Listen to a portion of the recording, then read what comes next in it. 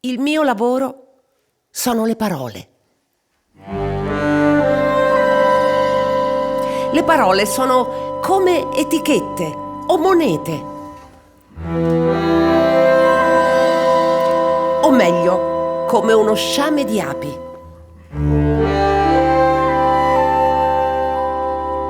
Confesso che solo l'origine delle cose mi turba, quasi che le parole si potessero contare come api morte in soffitta, divelte dei loro occhi gialli e delle ali rinsecchite. Sempre dimentico come una parola sia capace di evocarne un'altra, plasmarne un'altra, finché ho qualcosa che avrei potuto dire, ma non ho detto.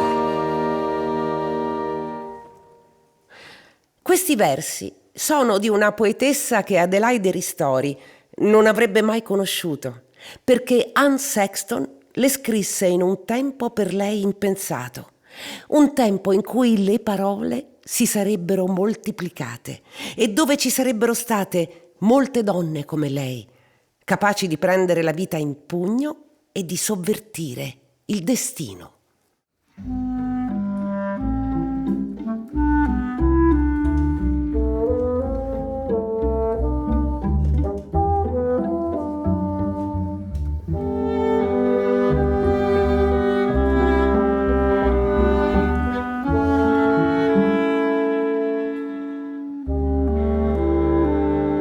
Bambina, bambini. Perché il destino aveva immaginato poco per Adelaide quando il 29 gennaio del 1822 nacque a Cividale del Friuli in una famiglia di attori modesti, ci dirà nelle sue memorie, e che prevedevano per la bambina una vita simile alla loro. Ebbero altri 3 figli: Enrico, prima attore e poi capostazione a Foggia; Cesare, cantante buffo e poi insegnante di recitazione, e Carolina, che fu attrice. Ma fin dal debutto Adelaide dimostrò di possedere qualcosa in più, ed è lei stessa a raccontarlo.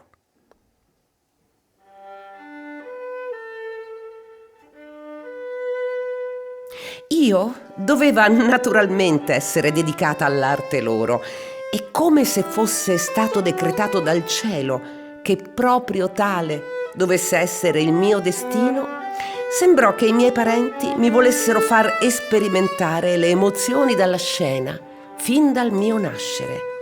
Non avevo ancora 3 mesi di vita quando, occorrendo una sera un bambino in fasce per la rappresentazione di una piccola farsa intitolata I regali del Capodanno, il capocomico mi fece fare il mio primo debutto col consenso di mia madre. Il soggetto della commediola era semplicissimo e comune. Una signorina a cui il padre vieta di amare un giovane si unisce clandestinamente in matrimonio con lui e ne ha un figlio. Non avendo il coraggio di palesare questo terribile fatto al padre inesorabile, pensa a confidarsi ad un vecchio servitore della casa, il quale promette d'aiutarli a ottenere il perdono eterno, e immagina a quest'uopo un comico stratagemma. Allora, come adesso, vi era l'usanza di mandare regali ai conoscenti per il Capodanno. Nei piccoli centri di provincia i proprietari di terreni e di case sono considerati come i principi del luogo e i loro affittaiuoli gareggiano nell'offrire al padrone le migliori frutta, le più grosse galline e le più belle uova. Il buon servitore immagina di porre in un gran paniere coperto fra le uova e le frutta e le galline il povero bambino della padroncina, non senza però aver prese le debite precauzioni perché il bimbo non soffocasse né rimanesse schiacciato. Così accade. Il padrone apre il paniere. Con viva soddisfazione comincia a estrarne e esaminarne i doni. Prima i polli, poi le uova, poi le frutta. Ma ohimè, sembra che la fragranza nuova, eccessiva per un nasino di 3 mesi, mi avesse infastidita, perché prima del tempo stabilito io mi misi a vagire. Uà, uà, uà! Chi non si figura quel curioso colpo di scena? Stupore generale. Il buon servitore, senza tante cerimonie, solleva il bimbo dal paniere e lo pone fra le braccia del nonno sbalordito. Gli astanti rimangono a bocca aperta. I due sposi tentano giustificarsi, ma i miei vagiti in quel punto crebbero tanto che fra le smascellate risa e il grandissimo baccano che il pubblico faceva in platea, la mia voce squillante non lasciava comprendere più nulla di quello che gli attori dicevano e dovettero portarmi di corsa nel camerino della mia mamma per darmi ciò che solo poteva acquietarmi in quel momento. I miei polmoni non smentirono mai le splendide promesse da me date, uscendo dal paniere miracoloso.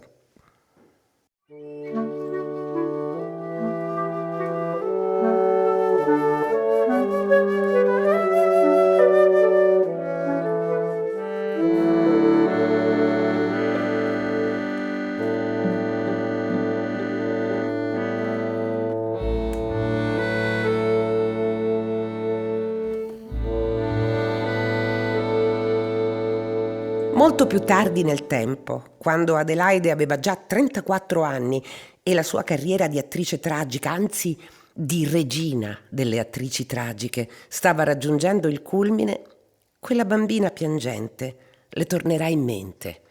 Avviene con la tragedia Medea. Siamo a Parigi, dove nel 1855 Adelaide aveva trionfato con Mirra di Vittorio Alfieri. Due uomini chiedono di essere ricevuti. Si chiamano Scribe e Legouvé, due grandi nomi.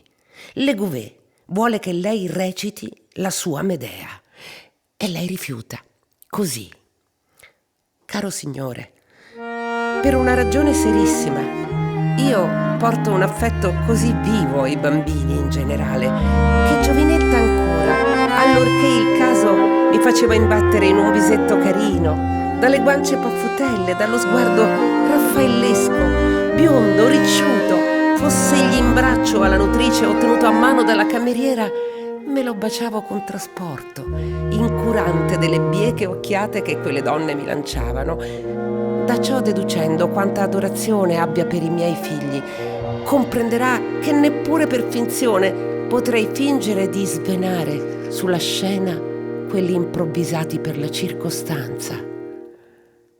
Però lesse quella Medea e le piacque così tanto da suscitarle esclamazioni ad alta voce, così tante e così forti che spaventò la cameriera.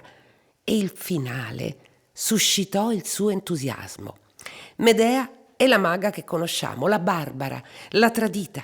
Giasone è quello che conosciamo, il gelido, l'opportunista, il traditore. Nel finale la sua nuova sposa, Creusa, è già stata consumata dal veleno sotto il sortileggio del velo fatato. La folla circonda Medea e così Adelaide la interpreta. In quel mentre afferro il piccolo Melanto, lo sollevo, lo stringo sotto il braccio, mentre con l'altro trascino Licaone e tento evadere dal lato destro con una fuga precipitosa. I boati della plebe minacciosa mi obbligano a indietreggiare spaventata. Invano tento aprirmi un varco dall'opposto lato. Le grida di morte, morte, che fanno rintronare la reggia, mi costringono a tentare altra via. Ma in quel punto, come in un torrente, irrompe la turba da ogni lato cercando di strapparmi i figli, per comando assoluto del re, che grida: si prendano, si uccida! Allora, disperatamente esclamavo: mai! Non li avrete! E d'un balzo mi getto veemente all'altare di Saturno, trascinando me coi miseri figli. Il popolo di Corinto si avventa sopra di me, attorniandomi da ogni parte, quando un grido d'orrore, scoppiato da quei petti, annunzia che il nefando sacrificio è consumato. Rifugge il popolo a tale spettacolo e indietreggiando lascia scorgere al pubblico Medea, coi trucidati figli ai piedi, con l'occhio torvo, lo sguardo impietrito, e raggruppa in sé medesima l'attitudine che converrebbe alla statua del rimorso. Dopo un breve istante di generale terrore, si ode la voce di Giasone che accorre gridando: lasciatemi, svenarla io stesso voglio. Non t'appressar, esclama Orfeo. I figli, riprende Giasone. Uccisi, gli grida l'addolorato Creonte. Entrando in scena, il disperato Giasone grida: uccisi? Chi? Chi li uccise? Tu! Gli risponde Medea, rialzatasi imponente e feroce, con braccio teso verso Giasone, come l'immagine dell'inesorabile destino.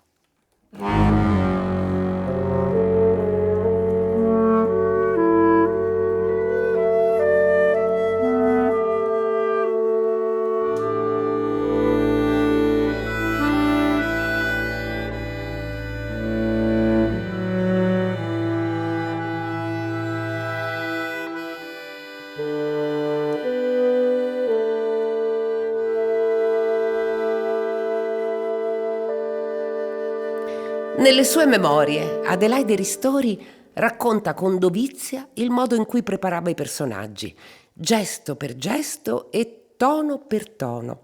Per esempio, quando interpreta Maria Stuarda, spiega come, incontrando per la prima volta la cugina Elisabetta, forzandosi, si umilia, ma non già dinanzi alla rivale, bensì davanti a Dio. Come mostra quell'umiliazione? Così.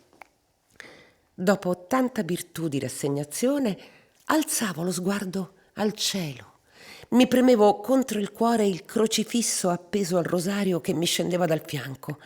Offrivo a Dio il sacrificio che ero pronta a dare della mia dignità.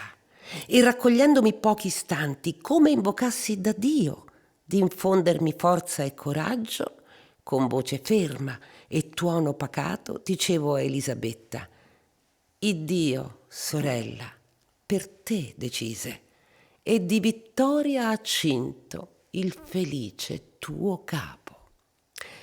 E a William Archer, che diffondeva un questionario presso i più grandi attori della sua epoca per indagarne la psicologia in rapporto alla costruzione del personaggio, così rispondeva: al paragrafo che contiene l'8ª domanda del vostro opuscolo mi è forza dichiararvi che quella esagerazione di identificarsi dal bel mattino nel personaggio tragico o drammatico che l'artista deve rappresentare alla sera apparteneva all'antica scuola. A me pure, quando giovinetta, mio padre, vecchio artista, mi istruiva per la scena, se alla sera dovevo rappresentare un personaggio patetico, pretendeva che stessi melanconica tutta la giornata. Cosa che naturalmente non otteneva mai da me. Senza l'obbligo di muovere a quelle eccentricità di un'arte convenzionale, allorché l'artista vero sa di dover sostenere una parte sulla quale è basato l'esito del lavoro, non va a cercare distrazioni nei divertimenti, ma neppure passa la giornata a meditare sulle miserie umane come Eraclito. Chissà dove ha trovato dunque la sua Medea, lei che non ha potuto leggere quella di Christa Wolf, che ribaltava le colpe sugli uomini. Sai che cosa cercano, Medea? Cercano una donna che dica loro che non hanno colpe, che sono gli dei, oggetto casuale di adorazione, a trascinarli nelle loro imprese, che la scia di sangue che si lasciano dietro fa parte della mascolinità, così come gli dei l'hanno determinata.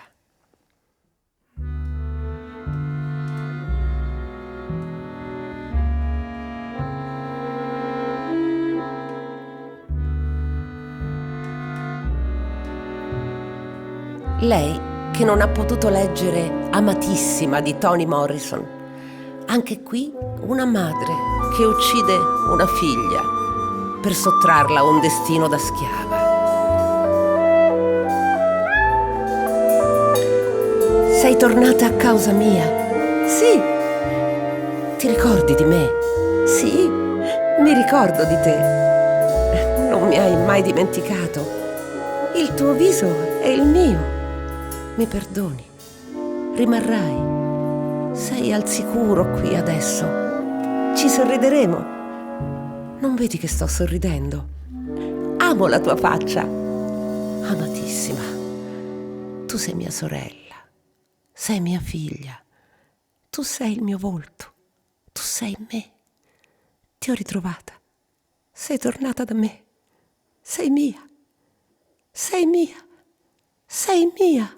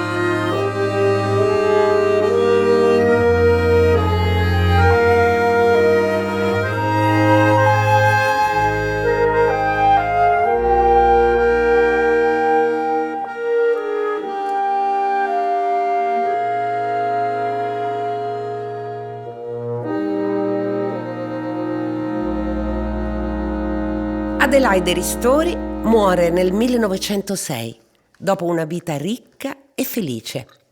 Di lì a poco verranno gli anni del Grand Guignol, il teatro che mette in scena violenze e torture sempre più audaci.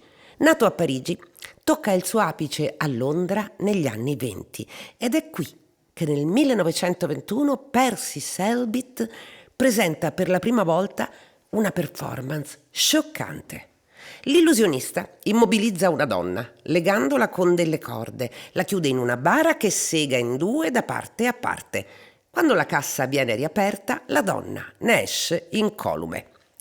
La donna tagliata in due consolida lo stereotipo e ispira centinaia e centinaia di varianti. Ma poiché nessuno confonda i ruoli sui cataloghi per gli illusionisti, la vittima è sempre e chiaramente una donna. Siamo all'inizio del XX secolo. Lo stereotipo fotografa una società dove il suffragio femminile è stato appena concesso. In quegli anni le sostenitrici del voto alle donne vengono però trattate come terroriste. Come provocazione, Selbit offre 20 sterline alla loro leader, Sylvia Pankhurst, perché si faccia tagliare in due. Pankhurst rifiuta, sdegnata, ma i giornali ironizzano. Che occasione sarebbe per Selbit poter dire di aver segato in due la formidabile Silvia, non una, ma volte. Per Selbit e il suo pubblico, come dice l'illusionista Mariano Tomatis, segare in due una donna è un messaggio politico. Infierire su di lei significa tenere a bada una figura che pretenderebbe gli stessi diritti di un uomo. Ecco, Adelaide Ristori quei diritti li aveva già rivendicati e se li era presi. Era un'attrice, già. Aveva continuato, dopo quel primo debutto nel cesto, a recitare nella compagnia dei suoi genitori. A 3 anni, a 4, a 10, a 12, a 14 interpreta per la prima volta la Francesca da Rimini di Silvio Pellico. A 15 entra nella Compagnia Reale Sarda di Torino, dove l'allora prima attrice Carlotta Marchionni la prende sotto la sua ala. Nel 1840, a 28 anni, Adelaide è la prima attrice assoluta. E poi si ferma. Sposa il marchese Giuliano Capranica del Grillo. Diviene madre di 4 figli, 2 ne moriranno. Ma a tenerla lontana dal teatro non è solo il desiderio di maternità e di famiglia, è quello che lei chiama il decadimento. E quel decadimento si deve alla censura austriaca e pontificia. E ancora Adelaide, in prima persona, a raccontarlo così. I soggetti patriottici erano assolutamente inibiti. La morale era sbisata o compresa in modo fantastico. riducevano le produzioni a un ammasso di controsensi, quando pure non le rendevano completamente insulse e prive di ogni interesse.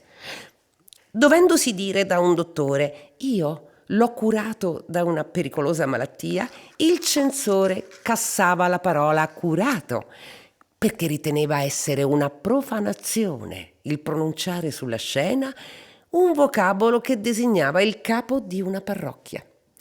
Non era permesso di pronunciare né il nome di Dio né quello di angelo o di diavolo. Agli attori era vietato sulla scena di chiamarsi Gregorio, regnante Gregorio XVI, o Pio, o Giovanni, regnante Giovanni Mastai, Pio IX.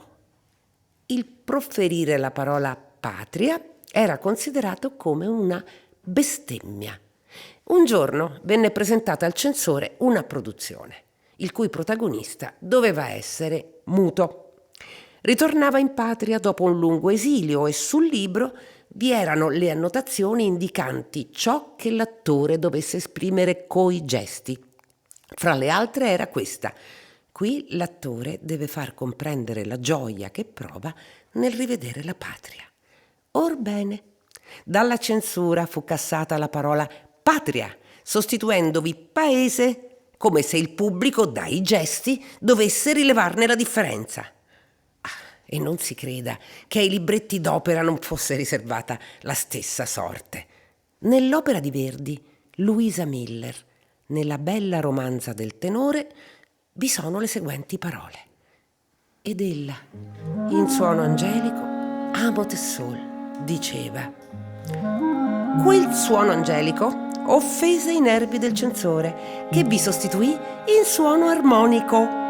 Questo cambiamento eccitò tanta ilarità perfino nei popolani, che un bello spirito si divertì a scrivere sotto la denominazione Via di Porta Angelica, sita presso San Pietro in Roma, Via di Porta Armonica.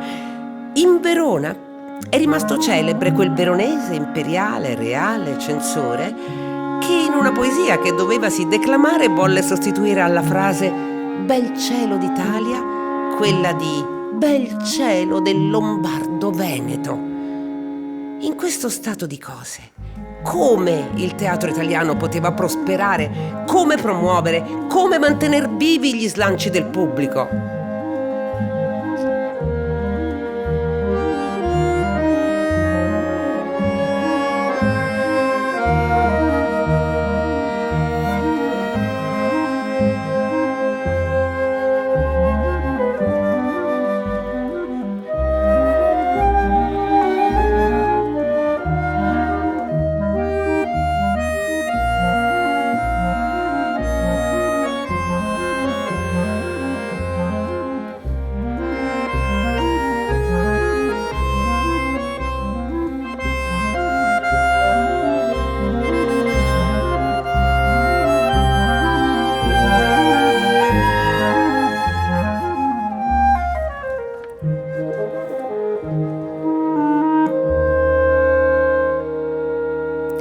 Infatti, non fu in Italia che Adelaide portò il teatro italiano, ma per cominciare a Parigi.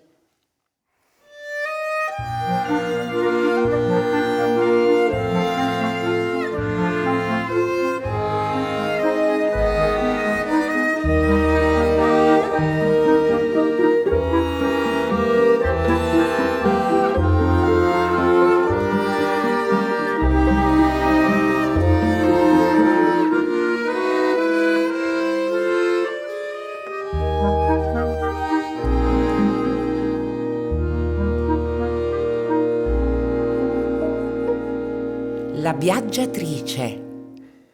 Molti e molti anni dopo, una scrittrice di nome Alice Munro dirà che per scrivere si deve prima uccidere l'angelo della casa, l'ombra della donna ideale vittoriana, sacrificata, buona e pura. La vita reale, dice Munro, non erano la mia casa, i figli, il marito.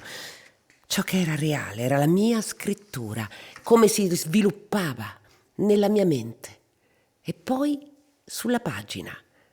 Una realtà a cui non ho potuto rinunciare, mai. Adelaide Ristori, molto prima, scacciò quell'ombra, fu ovunque. A Parigi, nel 1855, all'epoca dell'Esposizione internazionale, debuttò con Francesca da Rimini di Silvio Pellico e, come si è detto, trionfò con Mirra. Alexandre Dumas e George Sand la adoravano. Faceva tutto, sceglieva le scenografie, sceglieva i suoi straordinari costumi. A Londra la regina Vittoria la trovò una cosa sublime. A Liverpool e Manchester il pubblico la accolse gridando «Viva l'Italia!» e sventolando nastri con il tricolore. A Madrid, fra il primo e il secondo atto della sua Medea, fu ricevuta nel palco di Isabella II e per sua intercessione la regina concesse la grazia a un giovane ufficiale condannato a morte per ribellione. Si chiamava Nicolas Chapado. Ogni qualvolta andavo a Madrid, egli correva a vedermi e gridava a squarciagola: «Viva la Ristori! Viva la Ristori, mi madre querida!» Andò a San Pietroburgo e svolse una missione diplomatica per incarico di Cavour, che le scrisse: «Se ne serva di questa sua autorità a pro della nostra patria, ed io applaudirò in lei non solo la prima artista d'Europa, ma il più efficace nostro cooperante nei negozi diplomatici». Ma non bastava. Nel 1866 andò in America. Disse che Parigi l'aveva resa famosa in tutto il mondo, ma che New York le aveva ridonato la vita. Infine affrontò il giro del mondo. Nel maggio del 1874 ci imbarcammo a Bordeaux per intraprendere il giro del mondo. Ecco l'ordine dell'itinerario seguito: Bordeaux, Rio de Janeiro, Buenos Aires, Montevideo, Valparaíso, Santiago, Lima, Messico, Puebla, Veracruz, Stati Uniti, San Francisco, Isole Sandwich, Nuova Zelanda, Sydney, Melbourne, Adelaide, Ceylon, Aden, Suez, Alessandria d'Egitto, Brindisi, Roma. Più pericolosa del mare fu un'altra sfida, un altro viaggio: recitare Shakespeare a Londra in lingua inglese. Era il 1882. Adelaide aveva 60 anni. 3 anni dopo lasciò le scene. Aveva recitato in 334 città, 33 stati, 5 continenti. 3.546 apparizioni sulla scena. E non solo prima donna, ma capocomica, impresaria, amministratrice, comunicatrice. Nei foyer dei teatri in cui approdava, il pubblico poteva acquistare statuette in gesso che la ritraevano nelle sue più famose interpretazioni: la papeterie Ristori, una confezione di buste e carte da lettere con la sua immagine, i libretti con i testi tradotti in tutte le maggiori lingue straniere. Ognuno mi obbediva. Importante risultato, cui pervenni con una imparzialità assoluta, pronta sempre a biasimare o correggere chi non adempiva ai propri obblighi, a lodare senza distinzione di grado chi lo meritasse. Incontrai quasi sempre molta sottomissione e cortesia negli artisti da me diretti, che se qualcuno fra di essi ardiva di turbare l'accordo, era sempre messo a dovere, con la fermezza del mio contegno. La sua ultima apparizione in pubblico fu nel 1898 al Teatro Carignano di Torino per recitare il quinto canto della commedia.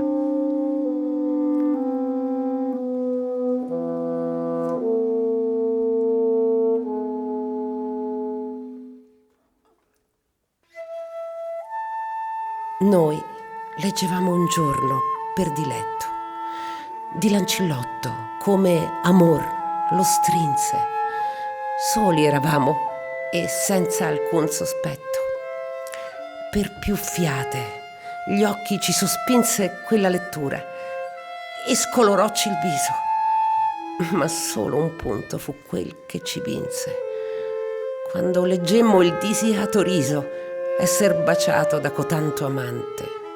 Questi che mai da me non fia diviso.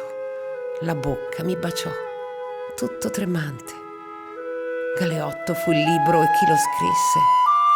Quel giorno più non vi leggemmo avante.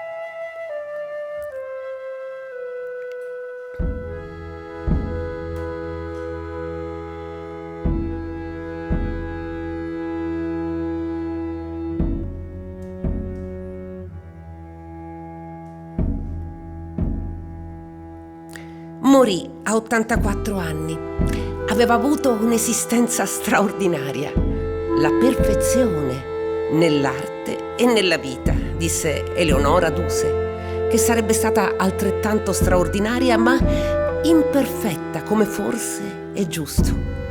Poche comunque hanno saputo reggere il mondo intero fra le mani come Adelaide, che fu amatissima e ricca e felice in anni in cui per le donne era difficile essere ricche, indipendenti, felici e avventurose, come lei fu. Dopo di lei, infinite altre hanno calcato e calcano la scena, recitando, cantando, scrivendo poesie, con la stessa passione, come canta oggi Keith Tempest, in un passo che sembra scritto per Adelaide. Man mano che vi avvicinate alla superficie, tutta la pace che avete mai provato è rimpiazzata da questa furiosa passione mai provata. State provando emozioni per la gente, per la vita. Le loro facce brillano dentro di voi. State provando emozioni. Volete essere vicini a loro, ancora più vicini.